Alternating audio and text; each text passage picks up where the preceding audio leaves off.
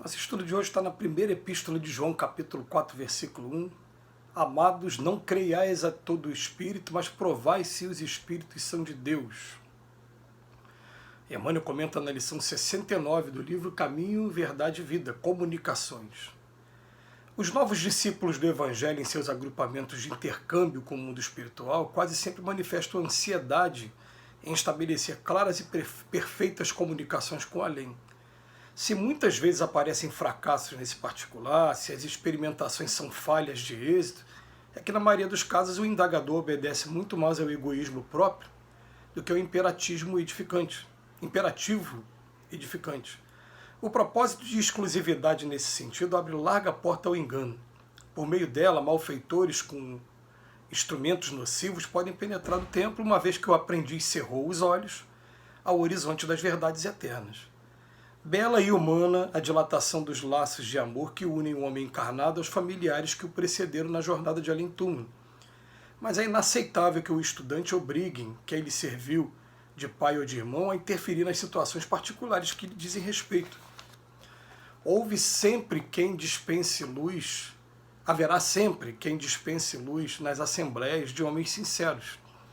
O programa de semelhante assistência, contudo, não pode ser substancialmente organizado pelas criaturas, muitas vezes inscientes das necessidades próprias. Em virtude disso, recomendou o apóstolo que o discípulo atente não para quem fale, mas para a essência das palavras, a fim de certificar-se se o visitante vem de Deus. A gente vai encontrar passagem parecida também nas cartas de Paulo. Provai todos os espíritos para saber se eles são realmente de Deus. Por quê? Porque o que acontece? A comunicação espiritual ela não é novidade, ela sempre aconteceu em toda a história da humanidade, porém ela se intensificou no século XIX, quando começou a surgir também até mesmo a doutrina espírita, mas principalmente por conta de na França ter havido a Revolução Francesa e ter sido o primeiro lugar do mundo a se ter liberdade de pensamento. Então, ali, como já não tinha mais aquela força da Inquisição, aquela união de Estado e Igreja, em que o Estado ditava as normas e quem desobedecesse à Igreja condenava como herege e jogava na fogueira, foi o primeiro lugar do mundo em que se tinha liberdade de pensamento e foi ali que surgiu, por essa razão, a doutrina espírita, mesmo sendo atacada, mas não com aquela veemência toda que seria se tivesse a Inquisição na época. Mas sempre houve a comunicação espiritual, em todos os cantos houve a comunicação espiritual.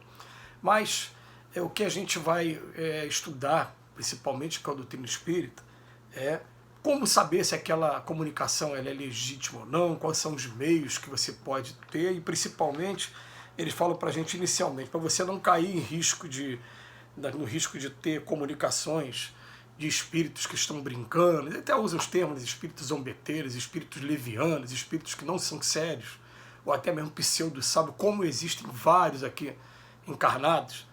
Eu tenho brincado com alguns amigos, né, que de um tempo para cá, parece que todo mundo virou PhD em política e cada um quer trazer o seu ponto de vista, mas baseado em fake news, baseado em postagens de WhatsApp. Isso acontece também no mundo espiritual. Tem um monte de espírito ali que finge que sabe, quando eles querem enganar a gente também, é claro que eles não vão se entregar logo de cara, eles vão começar falando de Jesus, trazendo versículos do Evangelho, mas aqui ele fala pra gente, provai, não creiais em todos os espíritos. Tudo que vier de comunicação de lá para cá, independente de quem ele diga que está sendo, porque você não vai ter como provar. A pessoa chega para você e fala, eu sou Aristóteles. Você vai ter como provar que foi? Ele nem conheceu Aristóteles, foi tanto tempo que ele viveu aqui na Terra, não vai... ele vem falar alguma coisa que Aristóteles realmente disse, você vai lá no Google, tá, mas aí, vamos continuar ouvindo, e vamos tudo que ele falar, vamos submeter ao crivo do bom senso e da razão, e principalmente comparar com o Evangelho para ver se ele não está falando qualquer coisa equivocada. Os espíritos têm tanta prudência, gente, que eles falam para a gente assim, aqui no Brasil, a gente tem um costume de, por conta das religiões afro-brasileiras e dos outros templos aí evangélicos que utilizam da mediunidade, esses pentecostais, eles falam para a gente assim, não fiquem com uma posição apenas, porque a opinião que um espírito dá para a gente, ela tem o mesmo peso que a opinião de um homem. E muitas vezes, se você for perguntar sobre matemática para 3, 4, 5 pessoas diferentes, a resposta vai ser diferente também, dependendo do conhecimento que cada um tenha sobre o assunto. É assim também no plano espiritual, só que a pessoa tem mania, inclusive, de usar o nome santo. E esse nome, na origem dele, o que se aplica até hoje, presume-se que é alguém que já chegou à evolução, alguém que é especial.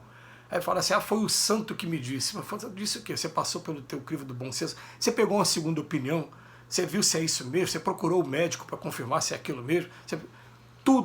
Tudo a gente tem que questionar, tudo a gente tem que passar pelo crivo do bom senso e da razão. E os espíritos que são superiores mesmo não vão ficar chateados com isso, porque eles sabem que aqui é muito comum. A gente já é enganado o tempo todo, que tem de estelionato aqui entre os encarnados, né?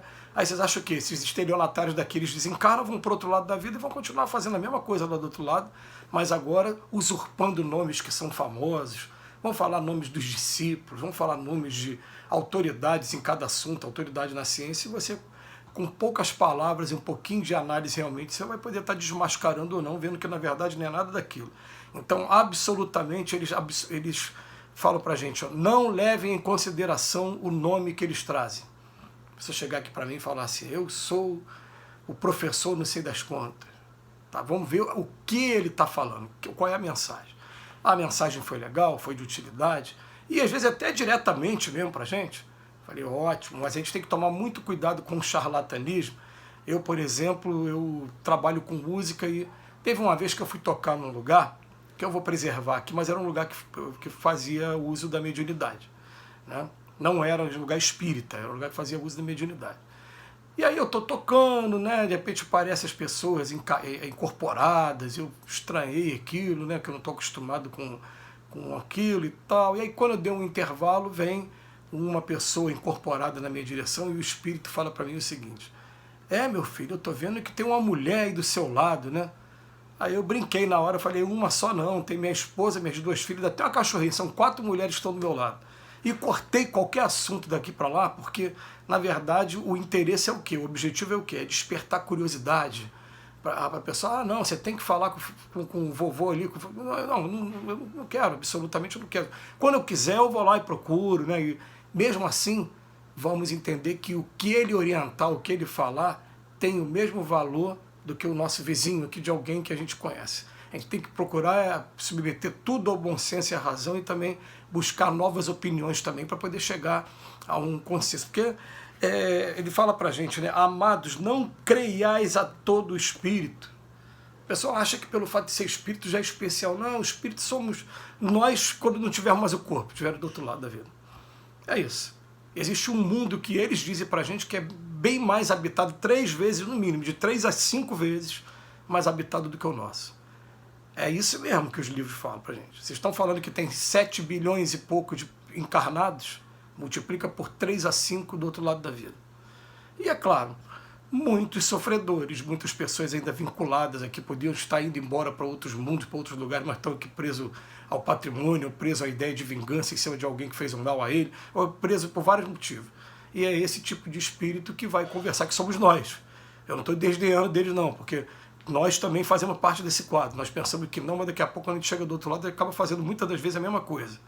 A gente espera que, depois desses valores todos que a gente está aprendendo, daqui para frente não vai ser mais assim. Mas ainda é assim que acontece mesmo. Então a gente tem que começar a pensar o seguinte, ó, a comunicação espiritual acontece, sempre aconteceu. Ela é toda mal, toda voltada para o mal? Não, isso seria um contrassenso. Como é que Deus ia permitir o mal e não ia permitir o bem também? E você vê que é para o bem que o tempo todo as escrituras trazem exemplos de anjos. Ah, mas era anjo. Anjo é o quê? Anjo é espírito. Só que é espírito bom. Você chama de demônio espírito quando é ruim, anjo bom quando é espírito bom. Mas tanto um como o outro estão, porque seria uma covardia até, né? Fora completamente da lei de justiça, se Deus permitisse só que o mal se comunicasse com a gente. Não é. Agora, ele deixa a gente o bom senso para que a gente analise todas as mensagens que chegam para a gente submeter e ver se esses espíritos são realmente de Deus ou não. Para eu saber se eles são de Deus ou não, a gente vai ter que ter um contato mais íntimo com Deus. Como? Estudando o máximo que a gente puder diariamente o Evangelho, procurando assimilar os seus valores, procurando esses livros que trazem as interpretações, como um livro como esse, Caminho, Verdade e Vida, né, para a gente poder estar fortalecendo a gente moralmente. E vai chegar um ponto que se pode 10, 20 espíritos me recomendar alguma coisa que eu sei que é contrário ao Evangelho, eu fico com o Evangelho. Que Jesus nos abençoe hoje e sempre.